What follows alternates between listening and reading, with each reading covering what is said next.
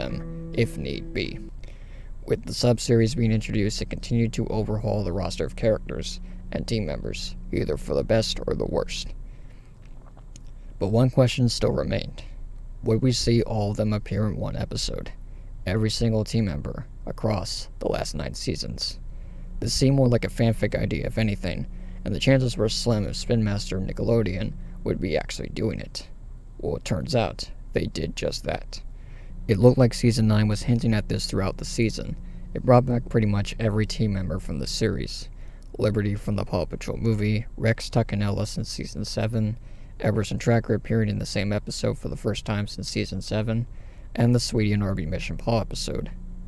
Along with the Season 9 inclusions, it led to one episode. At long last, Paw Patrol's version of Endgame became a reality. With all paws on deck, a fitting episode for the title of this caliber, where every team member, and even a few villains, all together in one episode.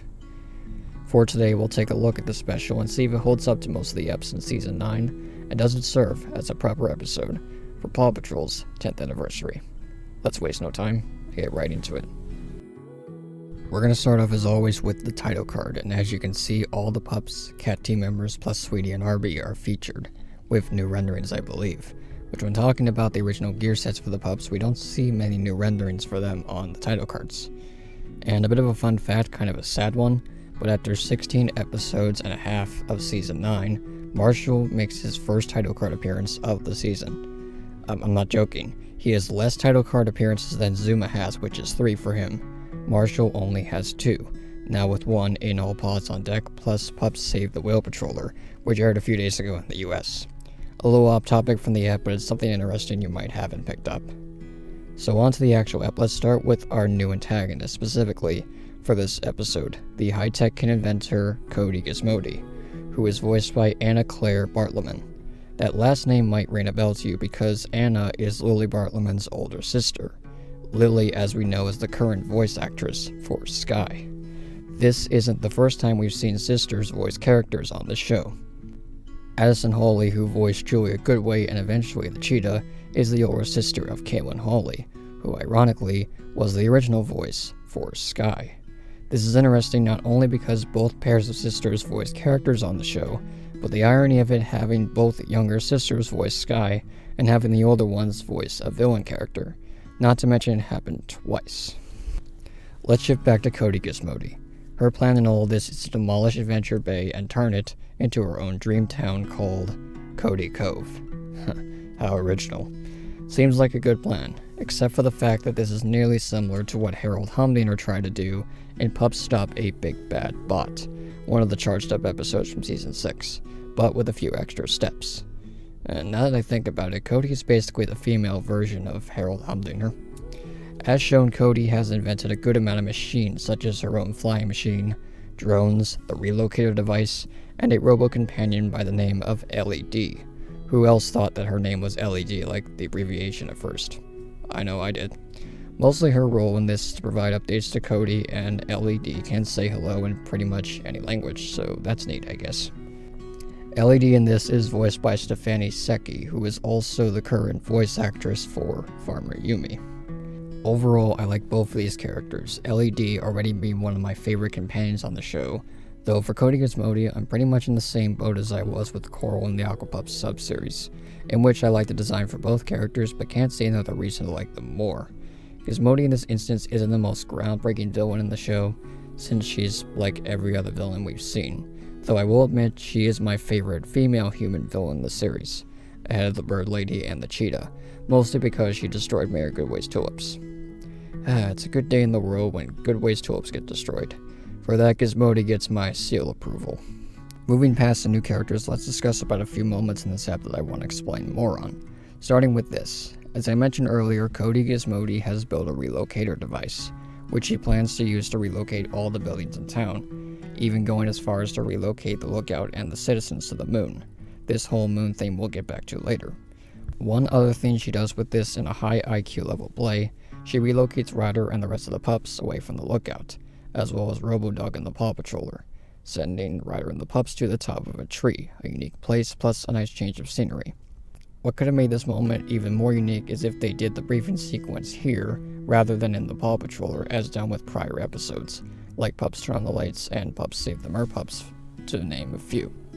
Basically having Ryder give the pups assignments with the pup pad while waiting for the Paw Patroller to come by and get them. This probably wouldn't have worked due to it taking more time in the ep, but it's just an idea I had. Those drones can't catch us, and neither can you in that slow-flying car. Can too. I know how to keep it busy. LED. Say hello in every language. Hello, bonjour, buenos dias, guten tag, good job. Let's finally get into the appearances of the auxiliary members. So when Cody relocates Adventure Base buildings, they get sent to different locations, coincidentally to where some of the team members reside.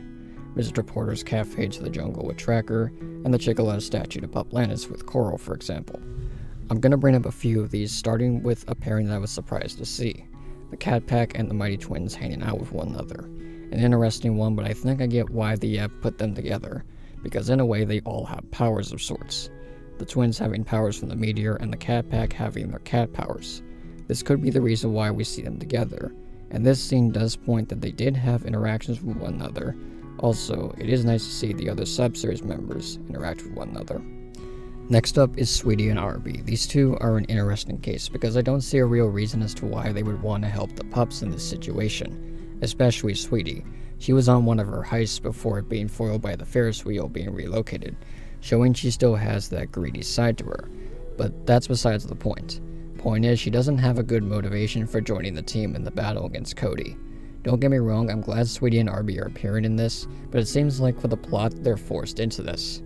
I figured if something were to happen to Barkeeper, like the castle being relocated, or the princess joining the citizens and being sent to the moon, then Sweetie would have a good intention in helping the team in this ep, but it's not the case. The same kinda goes for Arby, though for some reason Sid Swashbuckle is absent in this ep, which is a rarity as for much of the series the two are always together, unlike this ep. And I think with Sid not appearing in this, it gives Arby a bit of freedom to choose over what he wants to do. Because he's a nice pup, but he's mostly a villain due to him following Sid's orders to steal stuff, or whatever Sid's plan is. In this case, I'm sure he would want to help the pups as in return for the many times they've saved him and Sid over the years. The final one I'm going to mention is this scene with Liberty. The major takeaway from this is Adventure City's first appearance in show-style animation. Doesn't look like much because it's only for one shot, and I was very surprised to see it once this scene was popped up. I didn't think we'd ever see Adventure City in the show, but here we are. While it is nice to see Adventure City, I think it would be best for it to stick to cameos like this, because of the theatrical movies are what makes Adventure City unique to begin with, and it should stay there along with Liberty. Having them appear in the show would make the movies lose the charm they had, and what makes them unique. One of the reasons why I don't want to see a sub-series set in Adventure City, or Liberty making more appearances, at least in the TV series. Afterwards, the pups and cats call the team to inform them of the relocated buildings. For whatever reason, Rex is missing on the monitor, which is not a huge deal, they probably didn't have room for him. Also, rocking zoomers in the front, so you'll love to see it. Anyway, the plan is for Ryder and the pups to reverse the relocator device so it puts the buildings and structures back into place, while also bringing in all the team members and the villain characters to Adventure Bay. One of my biggest concerns going into this was how they were going to bring all these characters into Adventure Bay, and for what little time they had in this ep, they made it work. Just like Endgame, but without the portals and such. Though I would have liked some kind of background track where all the characters enter, cause it feels a bit too quiet and it kills the moment a bit. Anyway, the pups and cats line up for one last stand against Cody and her Cody Demolisher. I'll let this clip explain itself.